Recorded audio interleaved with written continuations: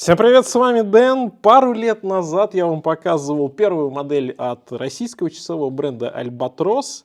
И вот вышла новиночка, и сразу прям несколько новиночек, несколько вариаций, да, одной модели. Давайте смотреть. Первое, что меня, наверное, удивило, это, конечно, вот такой travel кейс кожаный, и часы полностью в нем упакованы, то есть ничего лишнего нет, никакой лишней какой-нибудь коробки, да, которую нужно где-то хранить и куда-то выбрасывать. И вот это вот правильный подход, такой, знаете, практичный подход к упаковке часов, и главное, что в хозяйстве пригодится. Ну, собственно, что такое бренд Albatros? Если вы не смотрели мой предыдущий ролик, то скажу, что это бренд Николая Лоскутова из командирский.ком, очень хорошо известный, я думаю, всем поклонникам российских часов магазинам из Чистополя. И вообще он связан с часами уже в третьем поколении, да, там огромное количество его родных людей работали на ЧЧЗ. И дальше вот Николай планирует развиваться именно с упором на это, на свою историю, на некоторое вот такое вот наследие. В общем, давайте открывать. Упаковка, как я уже сказал, мне понравилась. И знаете, я обычно обращаю внимание на упаковку в одном случае, если она меня заинтересовала в плане дизайна, ну, либо она вот действительно практичная и классная. Мне кажется, что все производители должны уже идти в каких-то вот этих вот двух направлениях и не покупать чего-то базовое, что можно купить в любом магазине по продаже упаковок. Классно. Это прям плюс. Значит, дальше. Ну, конечно же, здесь часы. И первое, что я вам хочу показать, что мы сегодня с вами открыли, это однострелочник. Слушайте, вы же помните, да, предыдущую модель от Albatros 4455М. А что такое вообще 55М? Это авиационный прибор. И вот именно в этой стилистике, да, Николай и выполнил ту самую первую модель. И теперь она воплотилась еще в вот этих вот вариациях, которые я вам сегодня покажу. И однострелочник, это, конечно, слушайте, ну вы знаете, что я просто обожаю однострелочники. И честно говоря, для меня по большому счету существует два бренда, которые делают классические однострелочники. Это Луч, конечно, и Мастер Зингер немецкий. И знаете, то, что сделал Albatros, мое почтение. Я кайфанул, я не ожидал, да, вот честно говоря. Я смотрел сайт, новинки, увидел вот трехстрелочник, который вышел, и как-то не обратил внимания на однострелочник. Хотя я знал, что он выйдет, но потом я как-то про это вообще забыл. И когда я увидел эти часы вживую, то они просто сразу вызывают просто абсолютный у меня восторг. Ну ладно, давайте открывайте вторую модель. Вот такая простая, значит, у нас инструкция, что тоже правильно, нечего бумагу портить, переводить, да, и здесь у нас сразу говорится о чем, что есть два варианта. Есть два варианта механизмов, которые используются в этих новинках. Модель 3855М механизм Восток 2409, точность хода, запас 36-38 часов.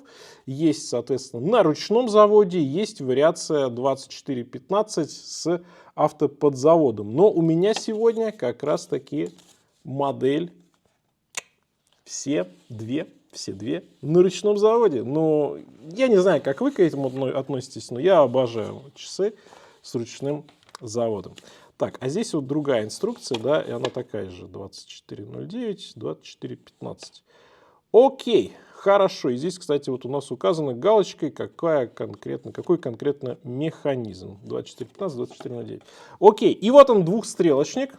Блин, опять оговорился. Трехстрелочник, конечно же. И вы, я думаю, узнали ту самую модель Albatros 4455. 44 это по размеру корпуса. Здесь как раз модель называется 3855. И сразу сделали несколько вариаций, сразу больше вариантов по расцветке циферблата.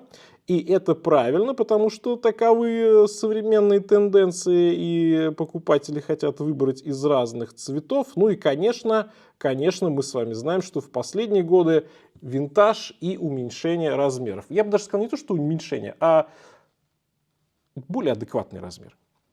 Было 44, и сейчас эти часы, по-моему, можно прикупить у Альбатроса. И вот версии на 38 мм. Трехстрелочники и однострелочник. И, ну, мне кажется, да.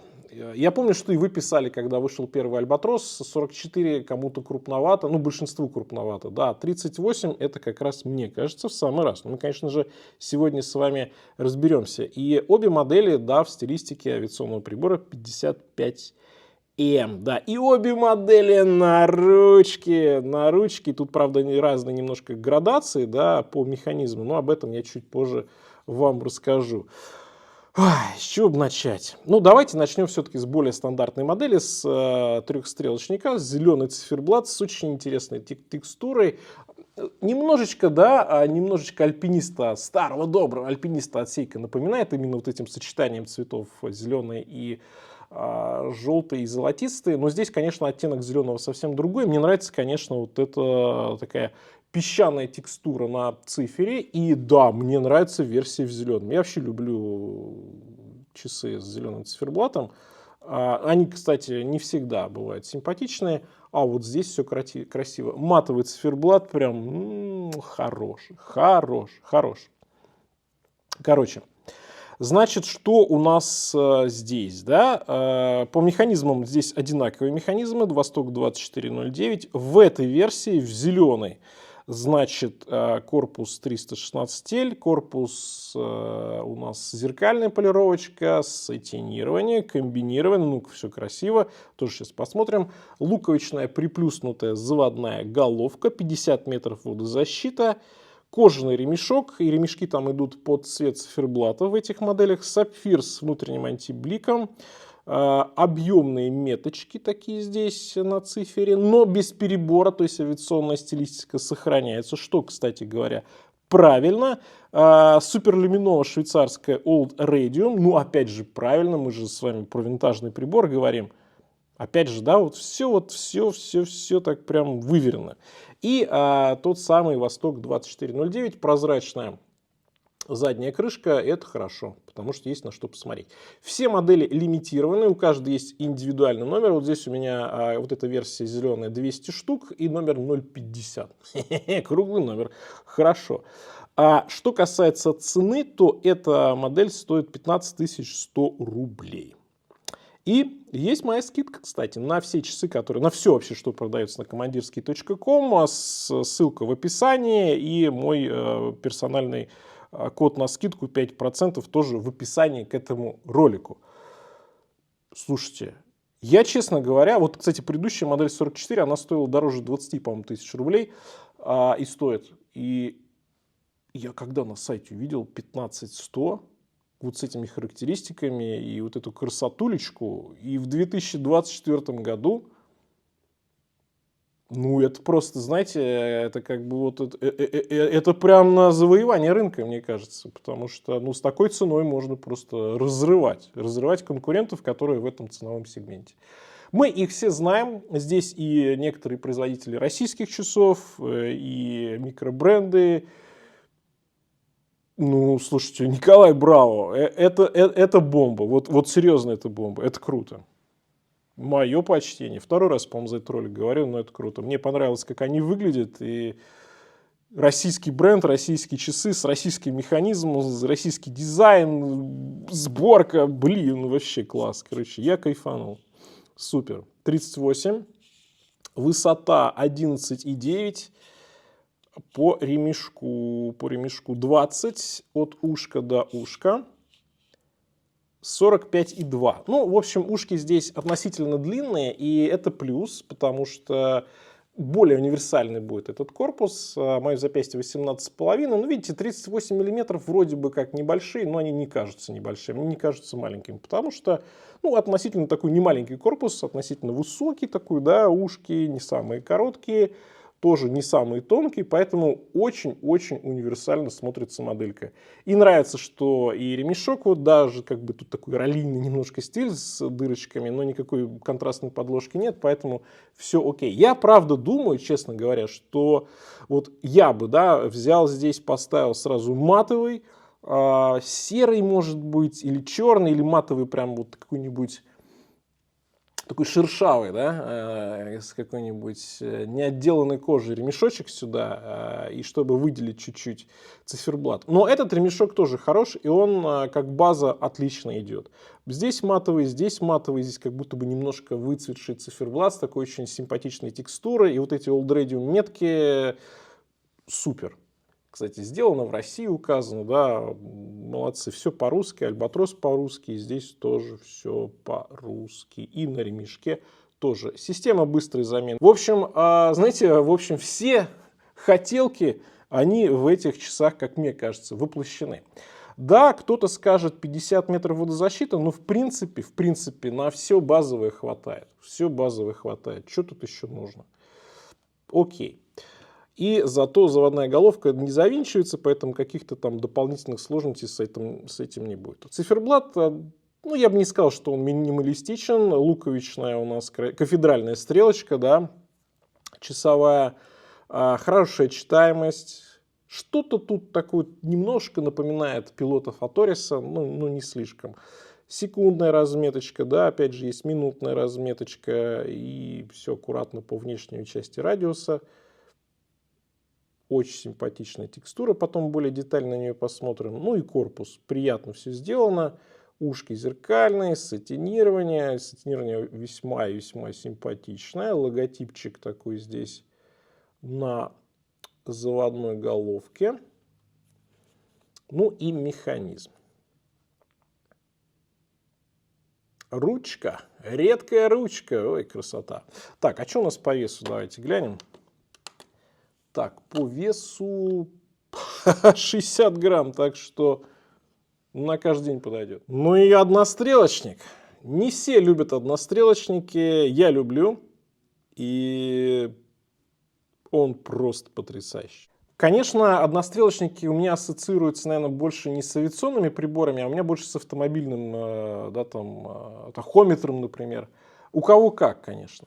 Вот. У меня больше так. Но в целом здесь тоже тема авиации вполне себе раскрывается. Мне нравится вот эта стрелочка, да, когда она такая нашлепкой закрыта. Это опять же винтажные автомобильные приборы. Просто для меня именно. Значит, здесь тоже модель называется 3855М, но уже однострелочник. Стоят они чуть-чуть дороже, на 300 рублей, буквально 15 400. Я думаю, что потому что здесь стоит Восток 2409 с улучшенной отделкой. Здесь синие винты. Это, кстати, лимитка 100 штук. Здесь тоже все указано. Номер тоже 50 у меня, но уже из 100, да, а здесь 200. То есть здесь таких часов меньше, я думаю, за ними, наверное, будут несколько больше гоняться. По корпусам здесь все абсолютно одинаковое, да, по характеристикам, по корпусам, кроме того, что чуть-чуть по механизму, да, и количество часов меньше. Вот здесь ремешок, мне кажется, больше в тему, потому что как раз раллийный такой ремешок, и он как раз вот с этой, все-таки для меня больше автоспортивная тематика, и она лучше, на мой взгляд, сочетается. Здесь с читаемостью, опять же, лучше. Если вам это важно, то, наверное, берите более контрастный циферблат. И в данном случае вот матовый черный, он, наверное, лучше подходит. Опять же, это вопрос такой на любителя, да. Ну, здесь черный с желтым, конечно, более контрастно. И кстати, по ремешку более контрастно сделано. То есть здесь с читаемостью поинтереснее. Но это же, конечно же, однострелочник. Однострелочник — это специфические часы. С одной стороны, вроде бы у нас такой тут, ну, либо авиационный, либо автомобильный дизайн, а с другой стороны, ну, однострелочник — это же всегда расслабон. Потому что вы время понимаете, ну, примерно, да, здесь каждое деление — это 10 минут. То есть, вот, ну, меньше, чем 10 минут, в общем, вы не особо-то и соображаете. Так что этот момент обязательно учитывайте. Но те, кто, как я, обожает однострелочники, он, конечно, вот эту вот, я бы сказал так, особенность, скорее она его не раздражает, а наоборот вдохновляет. Запястье то же самое, 18,5, и по-другому часы, конечно же, смотрятся, абсолютно по-другому смотрятся и воспринимаются. И вот здесь, казалось бы, да, две одинаковые модели, в том плане, что размеры одинаковые, плюс-минус циферблаты тоже похожи, но посмотрите, насколько по-разному они воспринимаются. Эта модель чуть больше такая спортивная, чуть больше агрессивная, и, соответственно, у нас здесь такой винтажный пилот. очень-очень сдержанный, да, вообще абсолютно по-другому. Это вот к разговору о том, какой размер, какие цвета, и все как должно быть. Посмотрите, да.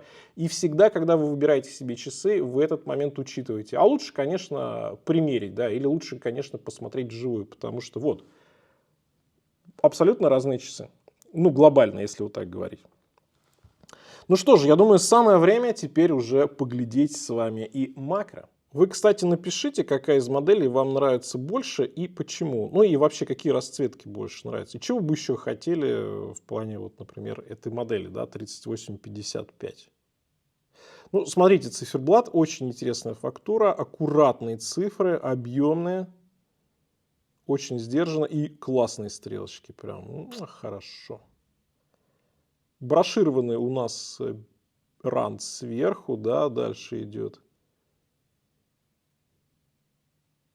Зеркальная полировочка на ушках, сатинирование, рант сложный, посмотрите, да, так у нас трехобъемный корпус получается. И задняя крышка.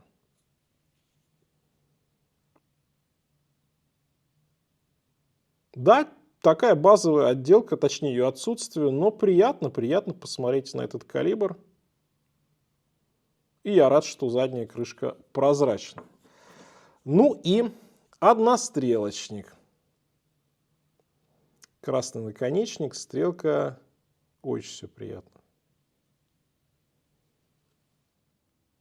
Ну что же по итогам. Во-первых, конечно, скажу, что модель, ну или модели крайне выверенные. Явно от фаната часов, от фаната истории, от человека, который понимает, что он делает, что он хочет сделать и, в общем, куда он идет. Потому что, знаете, вот чувствуется, я не знаю, когда я эти часы вот просто первый раз взял в руки, мне кажется, вот такая чувствуется любовь к часам, к истории, вот к винтажу, к дизайну, к проработке. Я это, конечно, очень-очень ценю.